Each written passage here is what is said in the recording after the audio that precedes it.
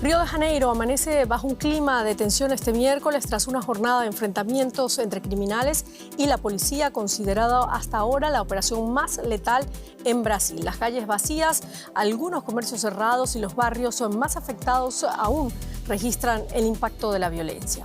Con esto comenzamos. Los saluda Silvia Cabrera desde Berlín. Titulares. Al menos 132 personas, entre ellas 4 policías, han muerto en una redada a gran escala en Río de Janeiro. La policía buscaba a los jefes del Comando Vermelho, el principal grupo criminal de la ciudad. Se desconoce aún la identidad de los muertos. El huracán Melissa deja unos 49 muertos en el Caribe, la mayoría en Haití, donde aún hay personas atrapadas entre escombros. El huracán tocó tierra hoy en Cuba y provocó serias inundaciones. Melissa decrece ahora a categoría 1 mientras se acerca a las Bahamas. Israel atacó este miércoles un depósito de armas en Gaza que vivió la víspera su noche más mortífera de bombardeos desde el inicio del alto el fuego mediado por Estados Unidos. El gobierno de Netanyahu advierte que continuará operando para neutralizar posibles amenazas.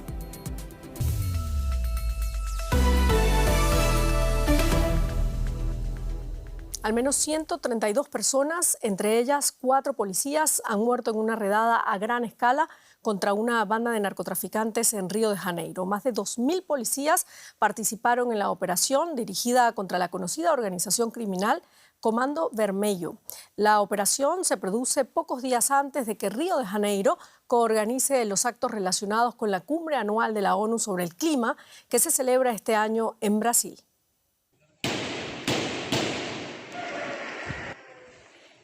Ya se ha consagrado como la redada policial más mortífera en la historia de Río de Janeiro. La operación dejó decenas de muertos, entre otros varios policías. Según las autoridades, la policía ha detenido a más de 80 personas. Las imágenes difundidas en redes sociales mostraban fuego y humo sobre la ciudad mientras se escuchaban disparos. Las autoridades afirman que era una operación contra el narcotráfico y el crimen organizado.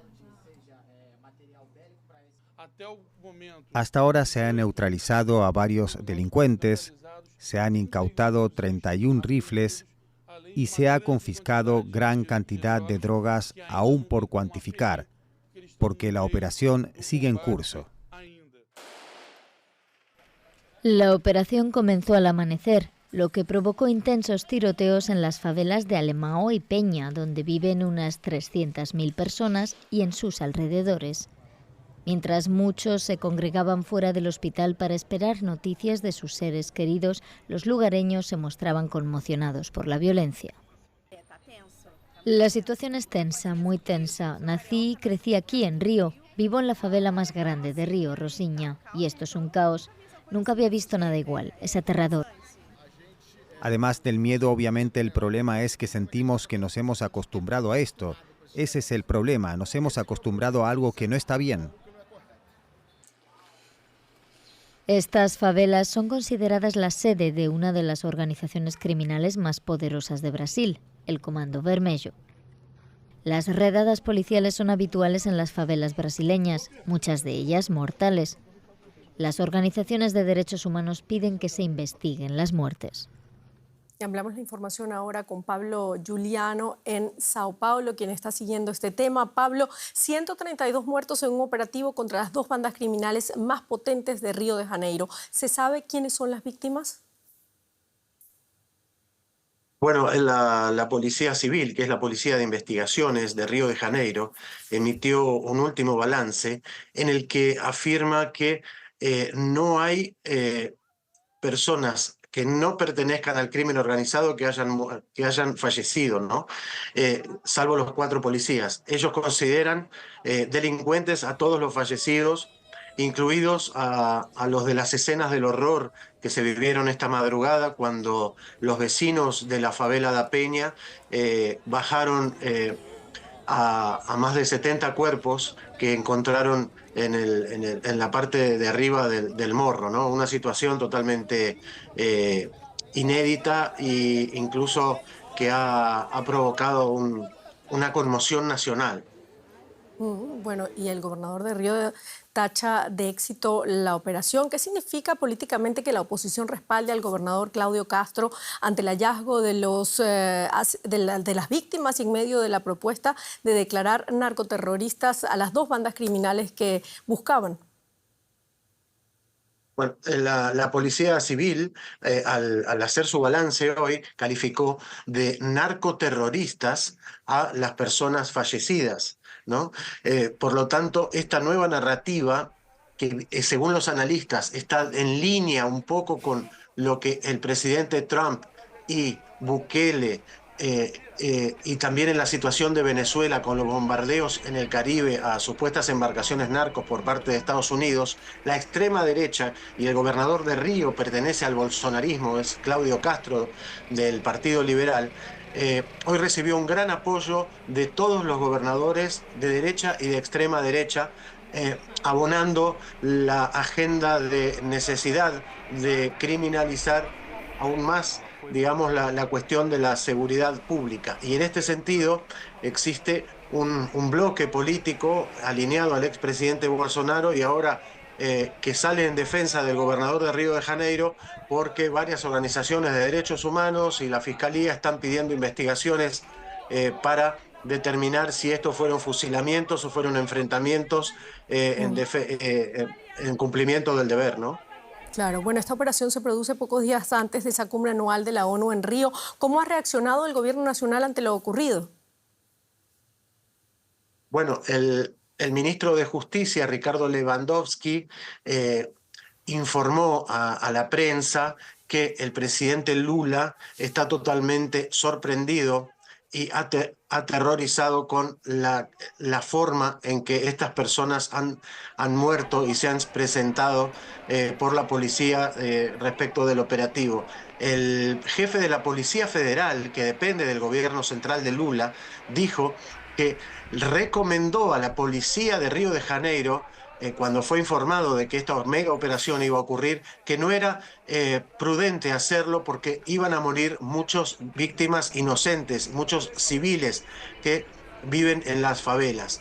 El ministro de Justicia también recordó que el gobierno tiene un proyecto de enmienda constitucional para federalizar, para unir a todas las policías del país contra el crimen organizado. Pero la policía de Río de Janeiro no quiere perder el poder frente al poder central y el gobernador de Río de Janeiro se ha opuesto a este proyecto de seguridad. Por lo tanto, esta agenda, después de esta masacre, que es la más grande de la historia de Brasil, porque superó a la masacre de Carandiru en los años 90 en la cárcel de Sao Paulo con 111 muertos, comienza a transitar un camino jurídico de denuncias y también de narrativas políticas.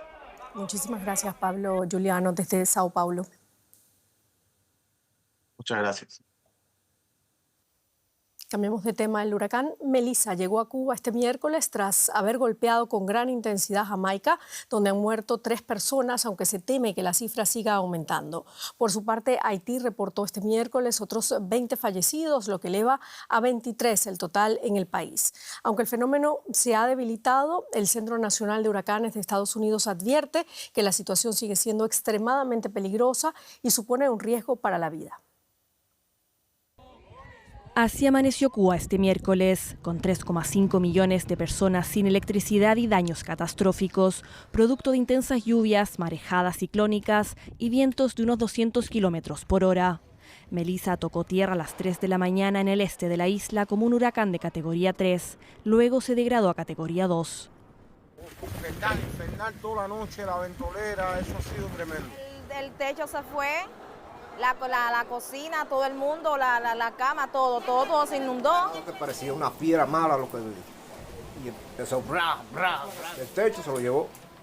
Según las autoridades cubanas, se evacúa a más de 700.000 personas y unas 140.000 aún se encuentran incomunicadas.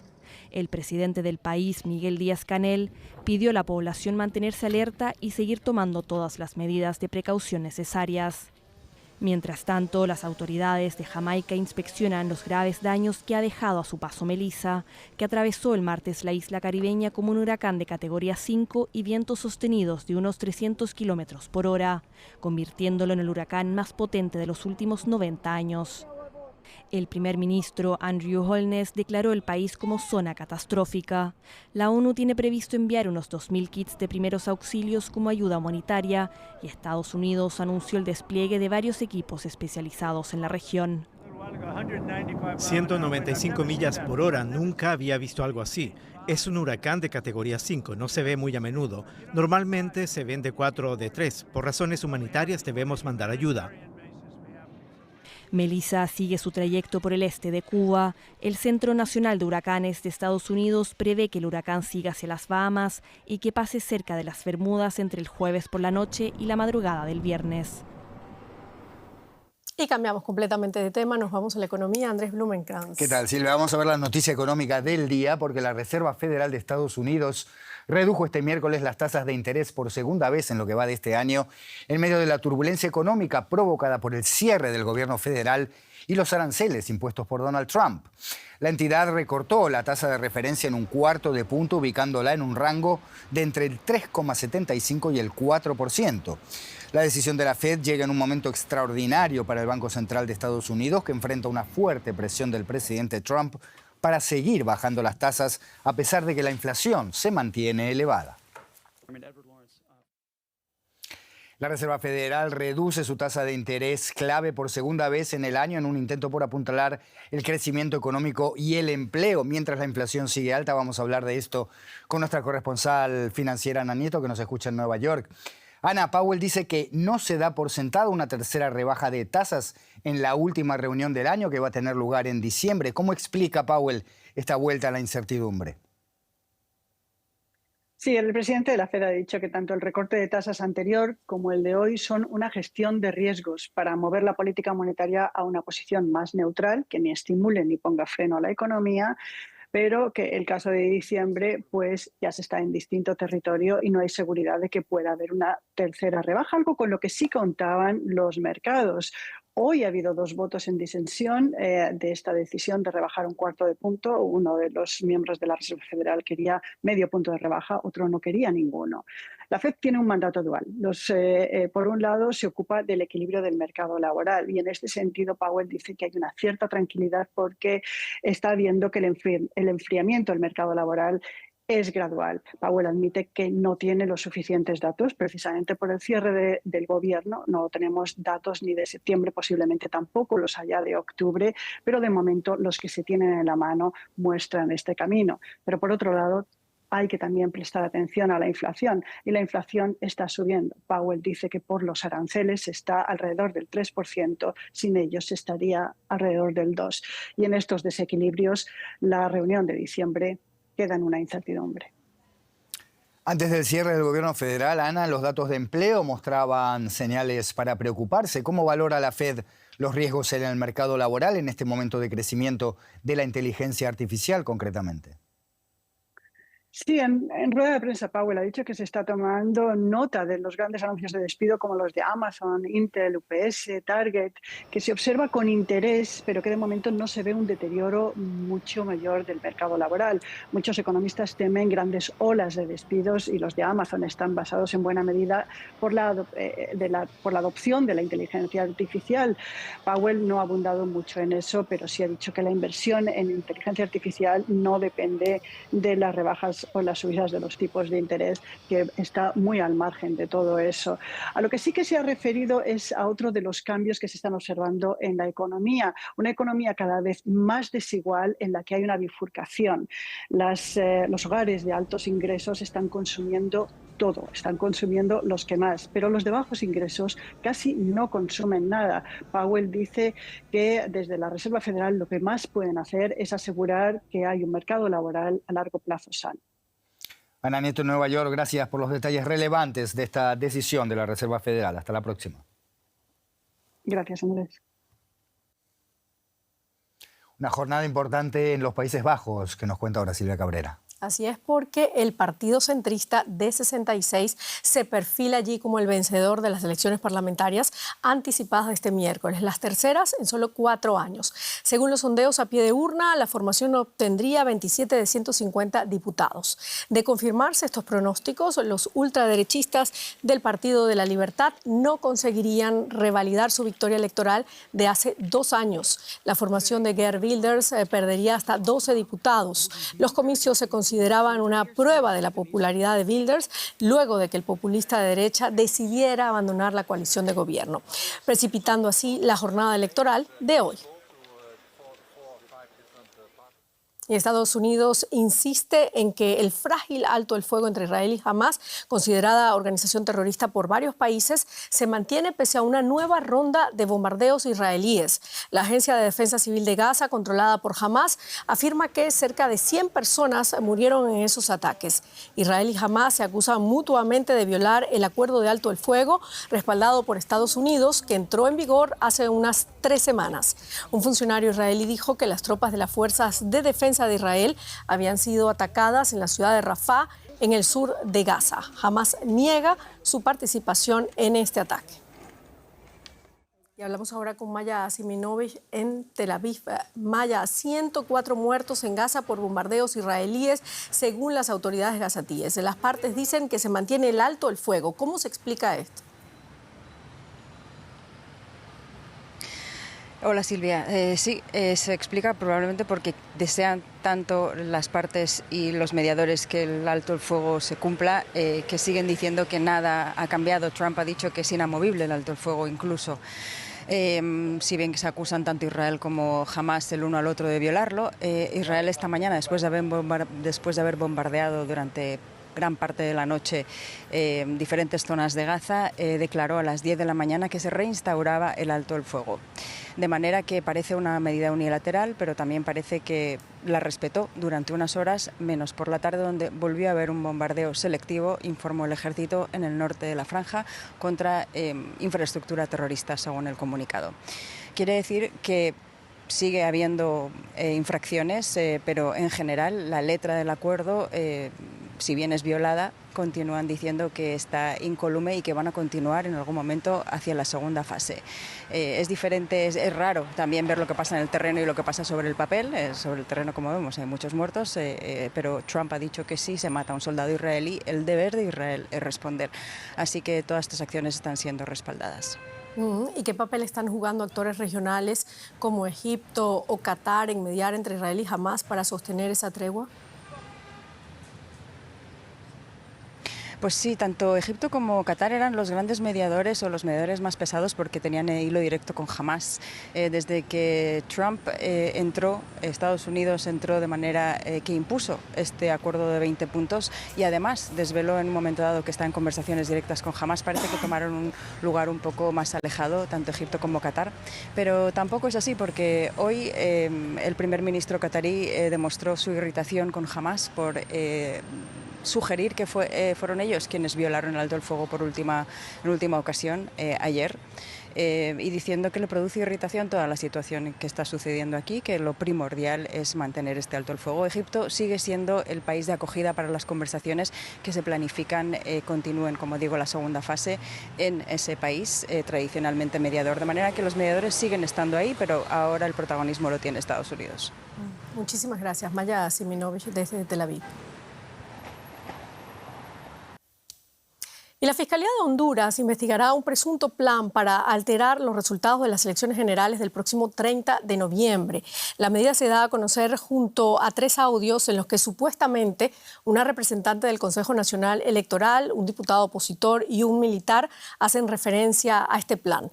Desde la oposición se niega la veracidad de los audios y se asegura que habrían sido creados con inteligencia artificial. El Partido Nacional sostiene que la Fiscalía busca desacreditar a figuras de su partido y dividir a la oposición antes de los comicios. Oposición y oficialismo se acusan mutuamente de querer corromper el proceso democrático. En Centroamérica, todas encienden las alarmas: corrupción, deterioro de la democracia. Esos son precisamente temas que aborda la 6ª conferencia de la Mesa Redonda de América Central, titulada Centroamérica, respuestas de la sociedad civil ante el retorno del autoritarismo. El abogado hondureño Joaquín Mejía participa precisamente en ese encuentro. Hoy nos acompaña. Bienvenidos. Mejía es, desde el 2002 representa a víctimas de violaciones de derechos humanos ante los órganos del Sistema Interamericano de Derechos Humanos, abogado especializado en derechos humanos. Gracias por acompañarnos hoy acá en el estudio. Al contrario, gracias. Bueno, hemos dicho que Centroamérica enciende todas las alarmas: corrupción, violencia, el debilitamiento democrático también en Centroamérica. ¿Qué factores explican este retroceso y el avance del autoritarismo en la región? Bueno, yo creo que son dos factores y que de hecho tanto Levitsky como Ziblatt en su libro Cómo mueren las democracias lo dicen claramente, que hay una combinación que es letal para la democracia. Uno tiene que ver con una crisis y otra vez con propuestas autoritarias. En el caso de Centroamérica es una región multicrisis, con mucha violencia, con muchos problemas de seguridad, con muchos problemas de pobreza y desigualdad. Y obviamente estas situaciones generan una inconformidad con la democracia. De hecho, de acuerdo con el PNUD, o cuando uno ve lo que señala el Latinobarómetro, estamos hablando de que el 47% de la población está dispuesta a tolerar regímenes democráticos y resolver los problemas sociales que hay. En ese sentido, Centroamérica es una tierra fértil para el autoritarismo. Claro, y vemos además muchas diferencias entre Nicaragua y Costa Rica, por ejemplo. Precisamente hoy la Fiscalía de Honduras investiga un presunto plan para alterar resultados de las elecciones del 30 de noviembre. ¿De qué manera la corrupción y la impunidad refuerzan la violencia y la falta de confianza en las instituciones estatales? Sí, yo creo que lo que está pasando en Honduras es reflejo de esa desconfianza en la institucionalidad, pero no solamente en la institucionalidad, sino que también incluso en los partidos políticos. Por ejemplo, esto que ha anunciado el Ministerio Público en otro país, en otra sociedad, debería de ser aplaudido en el sentido de que el Ministerio Público está haciendo cosas para evitar de que se altere el proceso electoral. Sin embargo, cuando vemos los sondeos de opinión pública que realizamos como Eric SJ, una organización jesuita en Honduras, vemos que el 70.6% de la población tiene poca o ninguna confianza en el Ministerio Público, o que el 76.8% de la población tiene poco o ninguna confianza en el Consejo Nacional Electoral, que es el órgano que tiene que ser el árbitro para regular esto. Sin embargo, los partidos políticos se han repartido la institucionalidad y obviamente esto genera enormes niveles de desconfianza ciudadana y por tanto, cuando se dan acciones que deberían de verse como algo positivo, lo que realmente está provocando es desconfianza. Claro, eso mismo, desconfianza, pero a la vez corrupción en las instituciones. ¿Cómo puede la sociedad civil resistir y defender los derechos humanos en contextos como estos? Bueno, obviamente es bastante complejo y aquí tiene que ver también o tiene que tener un papel importante la comunidad internacional, sin dobles estándares, obviamente. Y también, por otro lado, creo que es importante recordar que la democracia no se agota en ir a votar cada 4, 5 o 6 años, sino que la democracia es un ejercicio cotidiano y particularmente en países como los nuestros, donde hay muchas resistencias territoriales, donde se defienden los territorios frente a proyectos extractivos que son o que están despojando a la gente y que están generando desplazamiento. ¿Qué países de Centroamérica están peor en ese Latinobarómetro? Bueno, en este momento, recientemente, en mayo de este año, apareció el informe sobre la democracia en el mundo del Instituto Gutenberg de Suecia y señala que, y lo dice así literalmente, que a diferencia, por ejemplo, de El Salvador y Nicaragua, Honduras ha iniciado un proceso de democratización después de la salida de un narcogobierno que tuvimos con Juan Orlando Hernández. Sin embargo, obviamente hay muchos factores que nos están indicando que ese avance que ha tenido Honduras puede también empezar a retroceder. Hay que estar muy pendientes. Así entonces. es. Muchísimas gracias, Joaquín Mejía, por acompañarnos hoy acá en el estudio. Gracias. Y seguimos con otro tema. El jefe del grupo paramilitar sudanés, Fuerzas de Apoyo Rápido, ha prometido unir al país por la paz o a la guerra después de que sus soldados tomaran la ciudad de El Fasher. La ONU, varias ONGs y el ejército sudanés acusan a las fuerzas paramilitares de cometer atrocidades generalizadas como atacar a civiles en mezquitas y hospitales durante la toma de El Fasher. Declaraciones de testigos y videos publicados en las redes sociales parecerían confirmar esos señalamientos. Más de 30.000 personas han huido de la ciudad sudanesa del Fajer, en el suroeste del país, desde que las paramilitares fuerzas de apoyo rápido tomaran el control el domingo. La conquista fue el resultado de un asedio de 18 meses marcado por bombardeos y hambrunas. Ahora menos del 20% de la población que vivía en la ciudad antes de la guerra sigue allí. El resto ha sido desplazado o asesinado. Escapan de escenas como estas publicadas en redes sociales. Algunos videos muestran a las fuerzas paramilitares disparando al aire. Otros, en los que se ve cadáveres apilados en fosas comunes, son demasiado brutales como para mostrarlos aquí. La ONU condenó las atrocidades contra civiles e infraestructuras vitales. Hoy nos han horrorizado las noticias sobre la trágica matanza de más de 460 personas entre pacientes y sus acompañantes en el hospital materno de El Fajer en Arabia Saudí. Este suceso se suma a los recientes ataques y secuestros de trabajadores sanitarios. Insistimos en que los trabajadores humanitarios y el personal médico deben estar protegidos. El líder de las fuerzas de apoyo rápido reconoció que se habían producido violaciones. Afirmó que una comisión investiga los hechos y prometió que los responsables rendirán cuentas. La liberación de El Fajer es una oportunidad para la unidad sudanesa. Y nosotros decimos, unidad sudanesa a través de la paz o a través de la guerra. Pero con dos gobiernos en paralelo y millones de desplazados, la toma de El Fajer parece haber sellado una división aún más profunda del país. Y la Fiscalía de París afirmó que los dos sospechosos arrestados por el robo de joyas en el Museo del Louvre a principios de este mes serán acusados de robo organizado y de asociación delictiva. La fiscal Laure Boucaud aseguró que ambos hombres reconocieron parcialmente su participación en los hechos. Se sospecha que los dos detenidos, ambos de unos 30 años, fueron quienes irrumpieron en el museo más visitado del mundo el 19 de octubre, aunque añadió que podría haber más personas involucradas. Las joyas robadas, con un valor estimado de unos 102 millones de dólares, aún no han sido recuperadas. ¿Y alguna vez se han preguntado cómo sería vivir en los vibrantes años 20 o pasear por las calles del París medieval? Alemania tiene un museo que les permite viajar en el tiempo con los sentidos. Una exposición en la ciudad de Düsseldorf, en el oeste de este país, ha combinado fragancias con arte para crear un recorrido a través de 1000 años de historia cultural. Bajo el título El poder secreto de los aromas, los visitantes pueden oler 81 piezas diferentes que abarcan desde objetos religiosos de la Edad Media hasta obras de arte del siglo XXI. Promete ser una experiencia única. Y con esto terminamos nuestro informativo. Muchísimas gracias por habernos acompañado. La invitación es para que sigan acá en DW Deutsche Welle. Hasta luego.